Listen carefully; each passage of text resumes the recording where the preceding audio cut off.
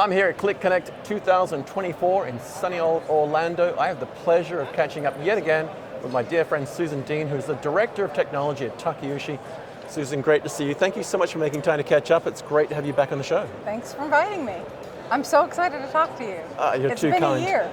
Well, that was the frightening thing. When we caught up a moment ago off camera, I realized I can't understand how that year vanished so quickly. I know. But you've done so much in that year that I'm dying to tell our audience about.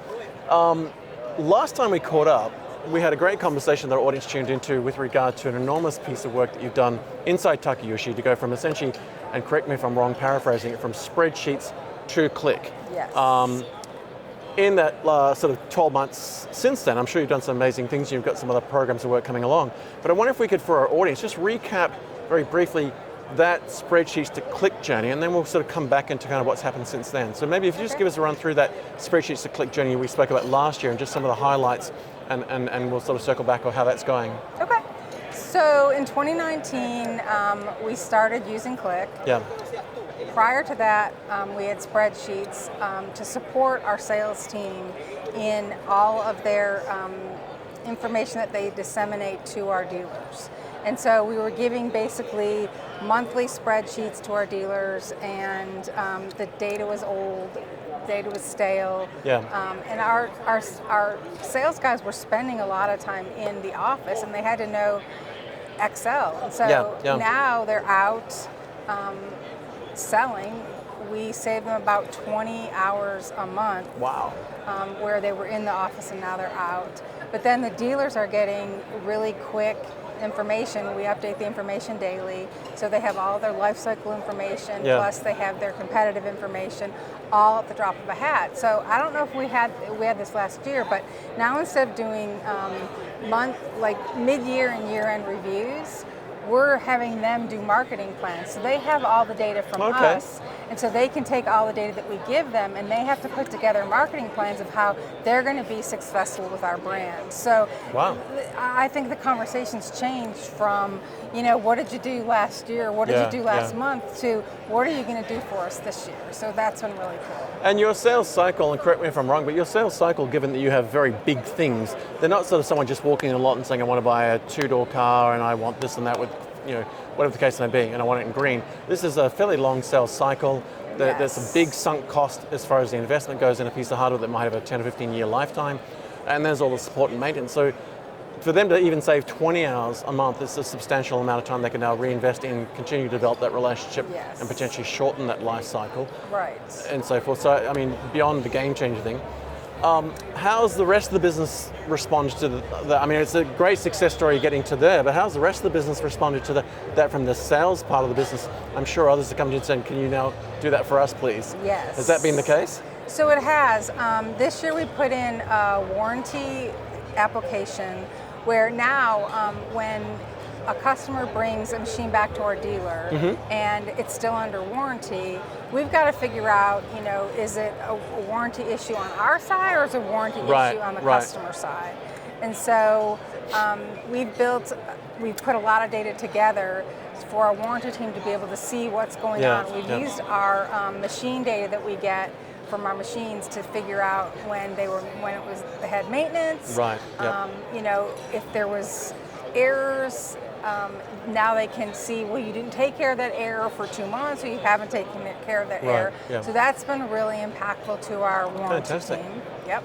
Well, there's a big opportunity in your space. I imagine a lot of organizations I've dealt with over the past in my professional technology career outside of this space is preventative maintenance has saved them millions and millions of dollars if they can get the right data, the right tools to see that bearing number 4 and wheel number 2 is going to fail in 3 months. Let's replace it early versus having the thing go off the road and then having to tow it and so forth. And I'm sure that's the case where if the equipment's out in the field and something goes wrong, there's a lot of effort to go and repair it in the field versus saying, if we can just take it out of function for a week, get it into the workshop, replace it, put it back into work, that's a planned maintenance element. You can even get a bill of materials out of that weeks in advance. Yes. That's got to be something that your customers look and go, well, that's something we've been waiting for a long time. Thank goodness you've got that, and a game changer from the sales cycle as well. And probably a revenue stream, surely, that you can now plan on rather than having to deal with proactively rather than reactively. Is that right? Yes, yeah? Definitely. And when so we sell to dealers, I don't know if I said that, we sell to dealers and our dealers then sell to the end customer. So the more information that we can supply to our dealers and have that revenue generation for them, so then they have that touch point back to the customer is really, really important. It seems to me like a win-win because you know, obviously Takeuchi wants to see that regular, sustainable, plannable revenue stream, as do your dealers and resellers, I guess. But then from a customer's point of view, that's something they can plan around, and as I said, you know, can bring something out in the field in a planned schedule, put it back in the field, and not have to deal with it in a muddy, dirty paddock somewhere in the middle of nowhere. There's been a whole year since then, and I've been tracking and watching what you're up to, but I'm sure there's a lot behind the scenes that we don't see. In the last 12 months, since you've gotten that initial program work and some of these other initiatives, what else has sort of happened in the last 12 months? Because I know you've got a big piece of work around another business system, for example, we were talking about off camera. I wonder if you can share some of the anecdotes around that and the insights. Sure, well, two things. First of all, I'm not sure if you're aware, we just stood up a manufacturing facility 2 years ago. Right, I was aware of that, Yes, and so we've done a lot of applications around the data that we're getting from the manufacturing facility and how we can help them be more efficient. So that's been really huge for us. Okay. So we can see the defects coming down the line and why we have those defects. So that's a big thing. But in addition, we're also putting in a new ERP system. So that was the bit I was getting to. Because sometimes that's a company killer. Yeah, so it's been a learning experience for everybody on the team. And one of the things that we're trying to get our team to understand is this is not an IT project at all. This is a business project, and the business has to be instrumental in driving how they want the system to react. So that's how we've been spending a lot of our time. It's really helped having Qlik to be able to get the data out of the old system, sort of cleanse it, and then bring it to the new system. So we're working on that. But also, how do we sort of plug and play our data warehouse from the old system to the new system?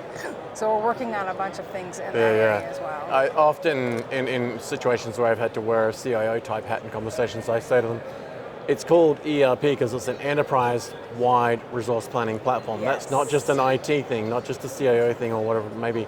And it's a culture changer because you don't just implement it and only have certain teams do it. It's the entire enterprise. And I imagine that's an experience you're going to go through as well. But you're doing that, from what we were talking about off camera, you're doing that without necessarily a dedicated team thrown out, but you're absorbing that in your current team, is that right? So we are absorbing it in our current team. So we haven't added any more headcount. But one of the things that I talked to my president about to begin with is, again, this is a business project. We need maybe not 100% dedication, but maybe 50% dedication for our business SMEs and things like that. So a lot of times they'll come to us and they'll say, well, how are we going to do this in the new system? And we're like, okay, how do you need to do it in the new system?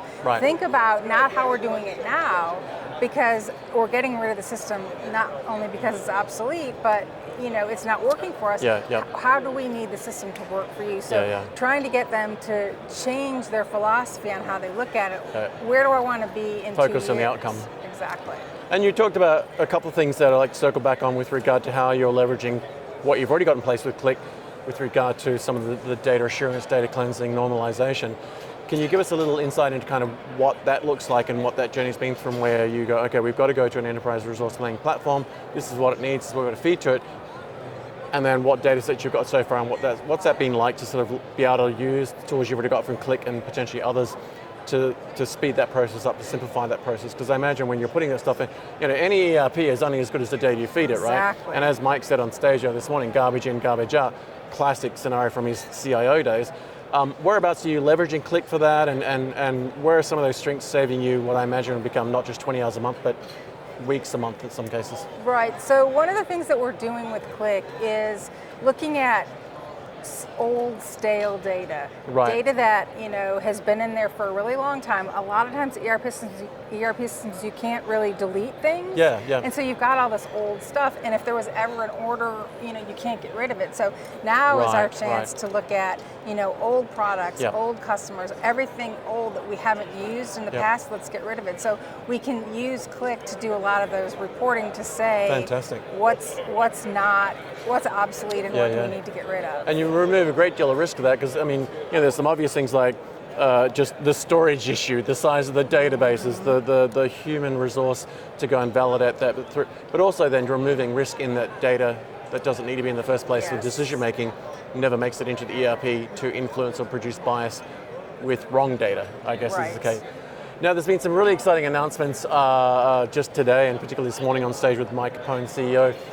One was the Talend Data Cloud, and then the other was Qlik Answers. And immediately I thought there were two things that you could probably look to going forward with, and that is that talking about some of those data sets, putting them in a place where you can work with them that are not necessarily going to be requiring you to stand up infrastructure or to fill up existing environments you've got. You can take it, put it somewhere and work with it. I imagine that Talend Cloud for data transformation is probably something you could look to at some point to leverage, not just for the ERP, but potentially for the rest of the business. Is that fair to say? 100%. So I'm up to here right now with ERP. Right. So a lot of things that I've seen today, I was like, oh my gosh, we can really leverage that. Yep.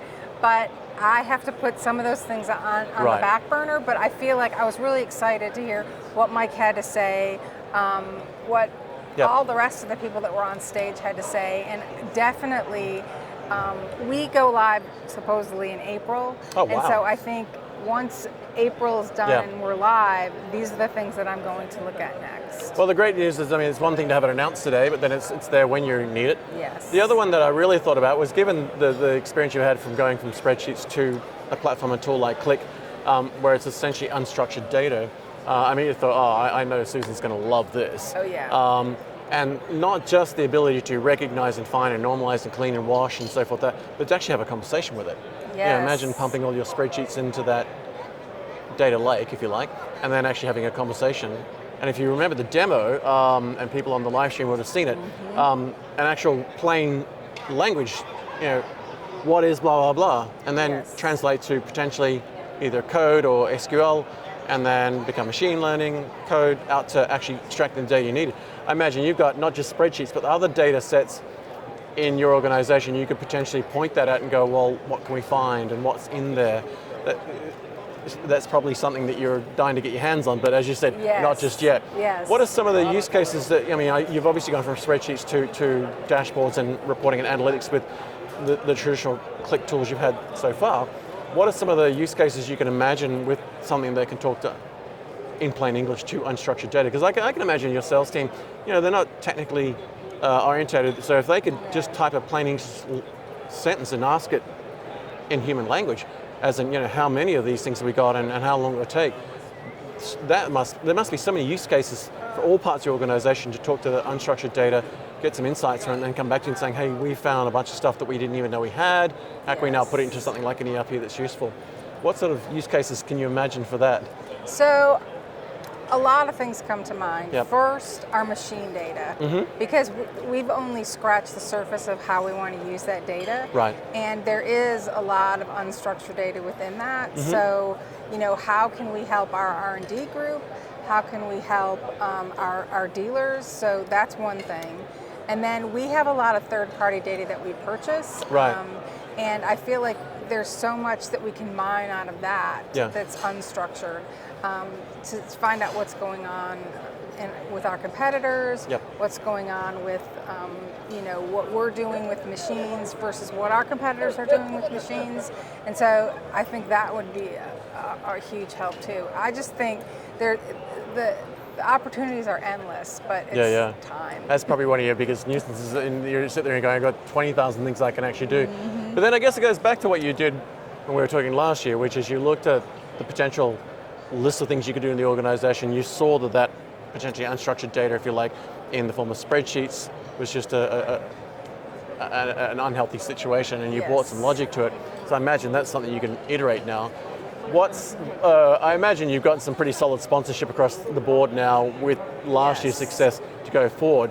For a lot of your peers, that's something they haven't necessarily had a win with, where other folk in your situation with similar roles probably haven't solved the sort of problem you did.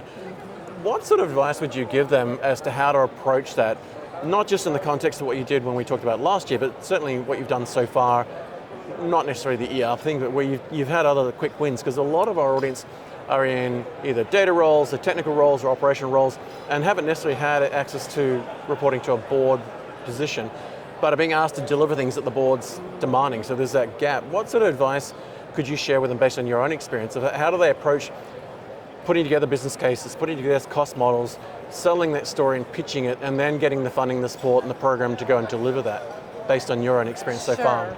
So I think, start small, Yep. get something, everyone talks about low-hanging fruit, but get that thing that can make a lot of impact to the business. Yep.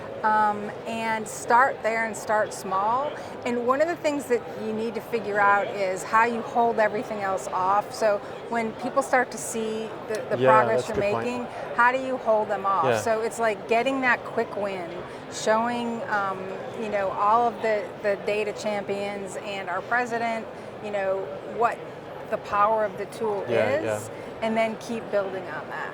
I got 2 headcount out of the very first thing that we did. Fantastic. And going back to what you said before, we're never going to probably be able to afford a data scientist. Right. So being able to leverage those tools that now may help take the place of a data scientist or take somebody that is already on my team and turn them into a sort of data scientist with the tools is something that we're gonna really look at. But being able to start small and grow from there, and being able to bring things in slowly to get larger and larger and evolve instead of big bang, because big bang will not work. Yeah, no, it's like the moonshots that if you get there, it's great, but if not, everything falls apart. Yeah. We talk about a term, and particularly in the context of Qlik, of the data scientist, and I think what you were just saying there speaks directly to that, which is find your practitioners, find your subject matter experts in whatever it might be, and then give them the right tools to become that data scientist without having to learn how to code, learn how to do hardcore data science, use the tool.